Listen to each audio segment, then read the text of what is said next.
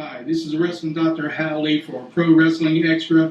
I'm sitting here with Glacier, formerly WCW, personal friend of mine. We both, he broke into business, and I happened to be there wrestling at the time, and it was some of the most enjoyable times of my career. That was a special time with All-Star Championship Wrestling. Yeah. My first official match with my tag team partner was against you guys. So yeah, I remember that. You and R.D. Swain wrestled against the Smurfs. Yeah. The world famous tag team. That's right. The Smurfs. That was Buddy Graham always called it. Let me ask you about being trained. Okay. Yeah. You know, I know that you were trained by Fred Avery. Yeah.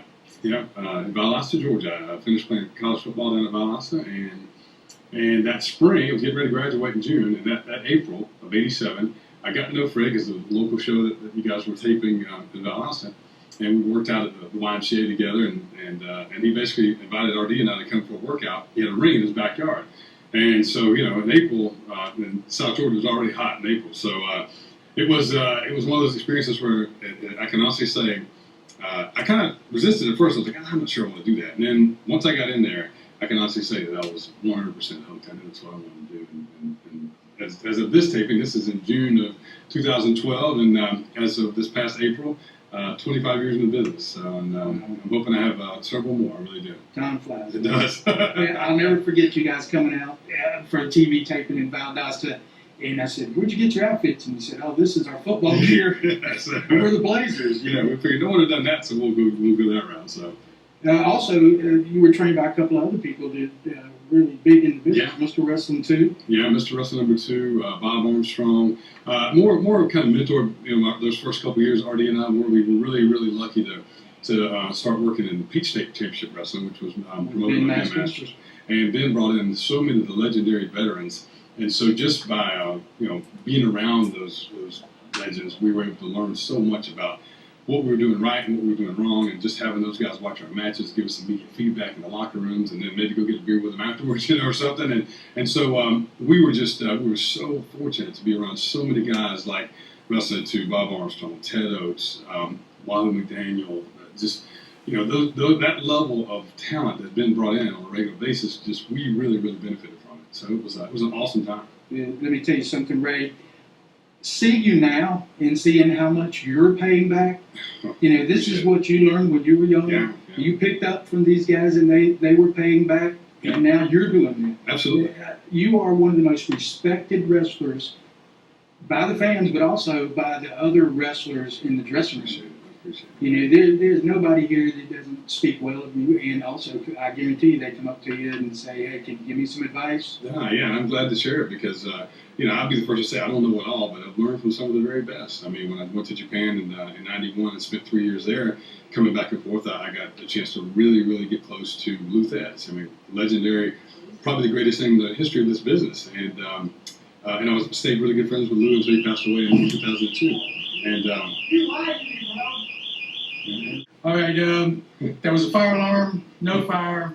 They fooled us. This is after Glacier's match. Let's continue this thing. Okay. We were talking about some of your experiences, talked about your martial arts, where that came from. Yeah. We talked about, you mentioned one time some experience you had at WCW's power plant, how you went through that. Yeah. Was it really as tough as everybody makes out? Sarge was really that mean? Yeah, Sarge is still a very good buddy of mine, and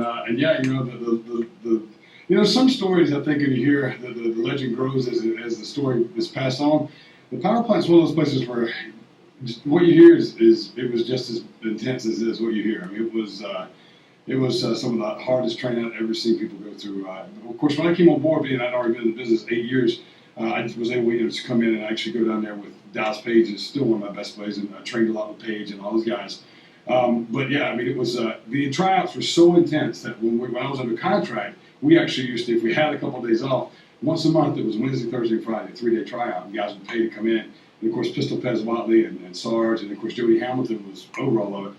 And you get guys that come in from all over the world to try out. And and these guys, probably where they came from, were probably the the bad dog on the block, you know. Some of them made it through, but not a lot. But a lot of guys were humbled really quick when they got there because, and that was Pistol Pez. One of his big thing was, hey, look, you think it's easy just to waltz in and be a pro wrestler, and it's not, And so the overwhelming majority of them were sent home packing pretty quick. Now since that time, though, I know at the time you were with us. One of the things that got started was you actually was in a Hulk Hogan movie, No Holds Barred, was it? Actually, Jody Hamilton was responsible for that. I was actually working with Southern Championship Wrestling in '88. I broke in '87, and they were looking for they were filming it in Atlanta, and Vince wanted some guys that had some wrestling experience but weren't known faces on TV. And I'd certainly fit into that category at that time in my career. And so, and of course, my good buddy Sandy Beach, who we wrestled with a lot, he and I got booked on it, and actually worked on a lot of the bar fight scenes with Stan Hansen and Joe LeDuc, and which was just amazing to me because I was such a fan of Stan Hansen. And ironically, we became great friends. But over time, you lose touch. And ironically, I was at WrestleMania just a few months ago. We're in June of 2012 right now. Is this interview? So back in April, the WrestleMania was in Miami, and so I went down and actually ran into Stan Hansen for the first time, really in years, and it was so cool to see him, and so cool that he remembered me. So, but it was an awesome experience. That's really what got me interested in wanting to continue to film or pursue film and TV work. And you're doing that now. Doing that now. I've had a really good run so far on the East Coast. I've been on. Played police officer in one episode of Meet the Browns, Tyler Perry's sitcom, which films in Atlanta.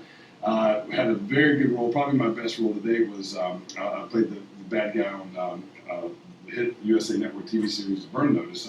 In the season 1 finale, the 2-hour season finale, I played the bad guy that kidnaps Sam and then shoots it out with Fiona at the end of the show. So and then get blown up at the end. So let me tell you, there's one thing you got to do for me. I know you just had an audition for Army Wives, my wife's favorite show on television.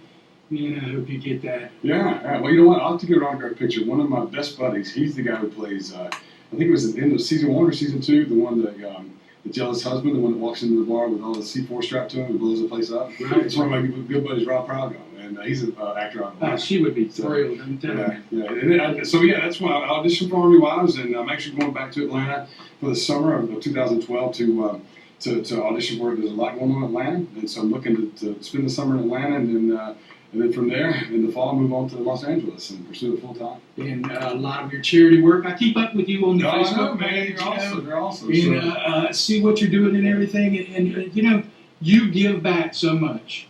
You really do. You try to encourage people.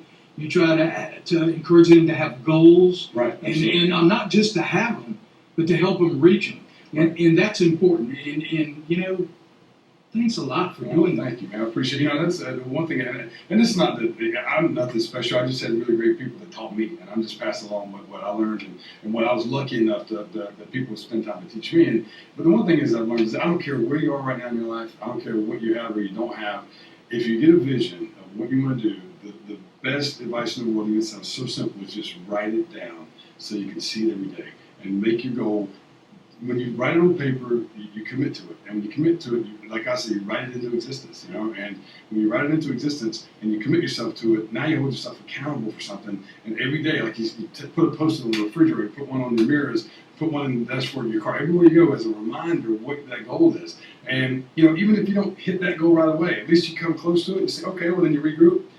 Set some more small goals and then hit a long-term goal. And it's all about, I'm a firm believer. I've seen so many guys I know that came from nothing and who are successful people now. So it's not about, you can do one of two things. If you come from nothing, you can feel sorry for yourself and stay right there. Or you could be the one that breaks the chain in your family and you says, you know what, I'm going to be the one to step up and do something in my life. And you can do whatever you want in your life. So what's great about this country is anything in the world you want to do, it's attainable. You just got to first believe in yourself. And if you don't believe in yourself, find positive people that believe in you. And sooner or later, that will wear off on you. Because one of my favorite sayings in the entire world is, show me your friends, I'll show you your future. Surround yourself with good, positive people, and that's what you will become. And then that's what you'll spread to other people as well. Yeah, those are words to live by. Let me tell you, there's 3 guys living close. There's Yeah. you, Ray Lloyd, living right down there, Diamond Dallas Fave, and Mark Merrill. Mark Merrill, man. 2 of my 3 great buddies. guys that are helping a lot of people. Well, listen, thanks a lot for this brother. interview, Yeah, man. yeah. I appreciate seeing you again. Yeah. I always enjoy that. The original Smurfs. My first match ever, right here. So, All right, got a great match tonight. Good match tonight. Enjoy yourself. I Yeah, heard good match. Applebee's. Yeah, and with my new tag partner Jesse Neal. So yeah,